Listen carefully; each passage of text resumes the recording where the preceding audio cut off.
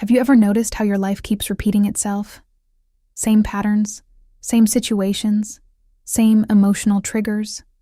You try to change. You make new decisions. But the moment something happens, fear, anger, anxiety kick in automatically. And it feels like life is stronger than you, but you're not weak. You're just running an unconscious program. In this video, I'll show you how to break the loop and shift into the creator state, where you don't just react to reality, you shape it.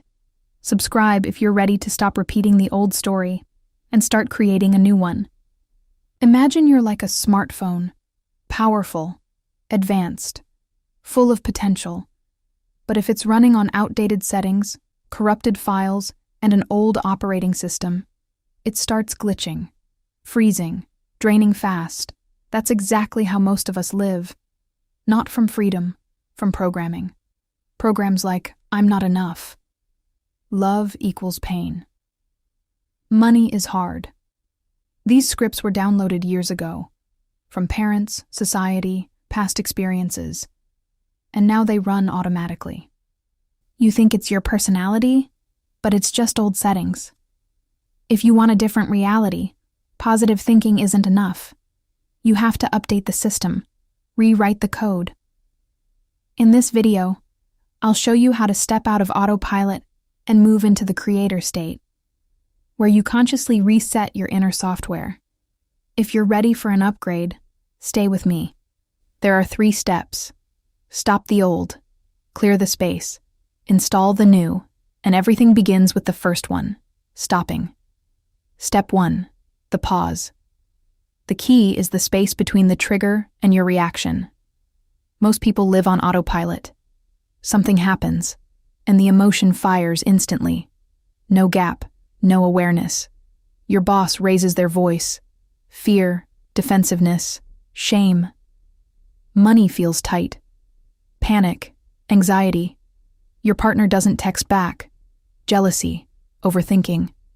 That's a program running. An old emotional frequency activates, and your reality mirrors it back. The same patterns repeat. The loop closes. The creator does something different. They insert a pause.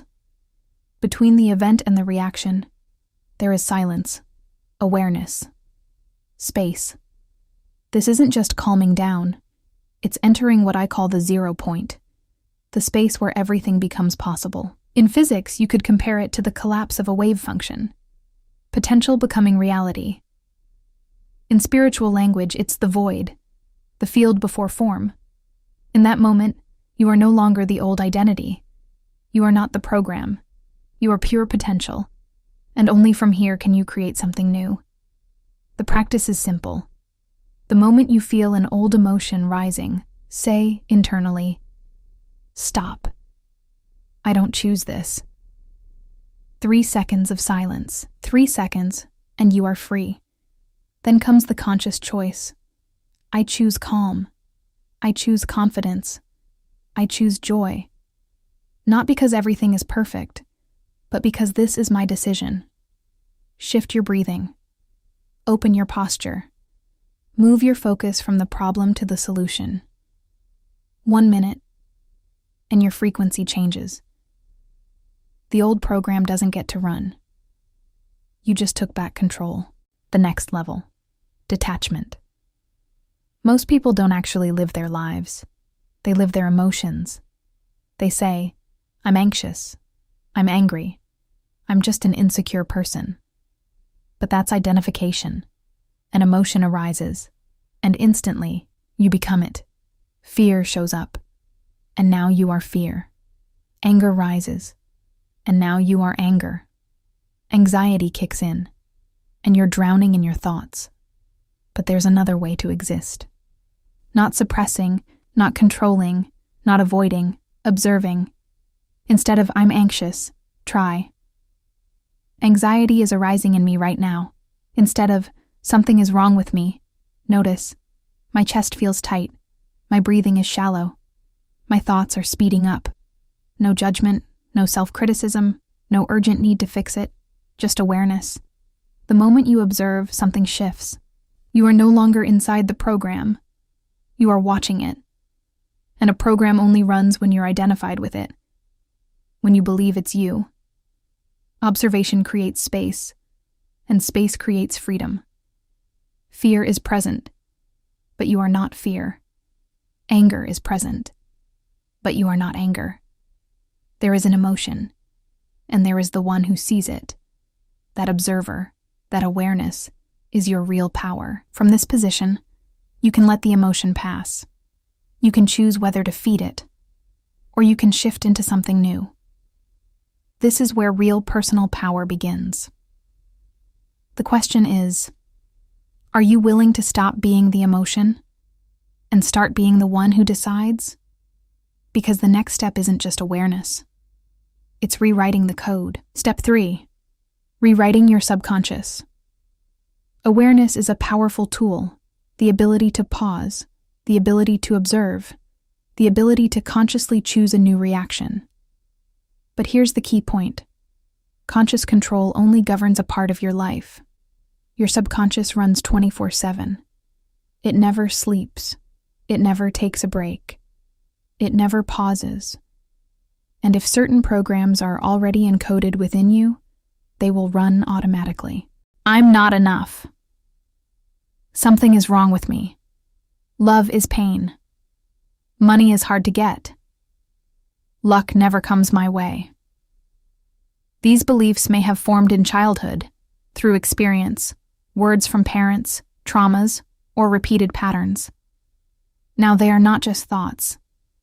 They are internal code. And this code doesn't just live in your mind. It lives in your body. Every program is stored as a sensation. Tightness in the chest, a lump in the throat, heaviness in the stomach, coldness down the spine. The subconscious communicates through your body. This is why logic alone can't reprogram it. You need to go deeper. The practice of rewriting begins with stillness. Sit quietly. Close your eyes. Recall a situation where an old program recently triggered. Don't run from it. Allow it to surface fully. What do you feel? Where in your body do you feel it? Find that point. The exact location of the sensation. No analyzing, no arguing. Just observe. Then, begin to breathe into that space. Slowly, deeply, calmly. Imagine that with each inhale, you fill this area with soft light, warmth, presence. With each exhale, you release tension, old stories, trapped emotions. You don't need to fight the program. You don't need to push it out. Simply be present with the sensation. As you give your body attention and mindful breathing, it begins to release. And as the body releases, the program starts to weaken. Because every program is held in place by tension, by contraction, by unprocessed emotion. When the body relaxes, the code loses its grip, and change begins. Gently. No struggle. No force. No need to break reality. You aren't destroying anything. You are creating a new internal state, and reality begins to naturally realign with it. Ecologically, effortlessly, gradually, but profoundly. This is how the true transition into the creator state begins. The nature of desire, the key to creation. Before you can create something new in your life, you need to ask yourself, where do your desires really come from? Why this house? Why this person? Why this new project, business, or creative path? Why do you feel drawn to change your body, your career, or your environment? At first, it may seem like desires come from your mind, like they're impulses, ambitions, or random wants. But the truth is deeper. There's a fascinating concept, the idea of retrocausality. It suggests that the future can influence the present. Time isn't linear. It doesn't only flow from past to future.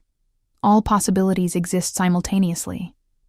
That future you, the version who has already achieved your goal, who already lives in abundance, love, health, already exists as a probability, a parallel reality.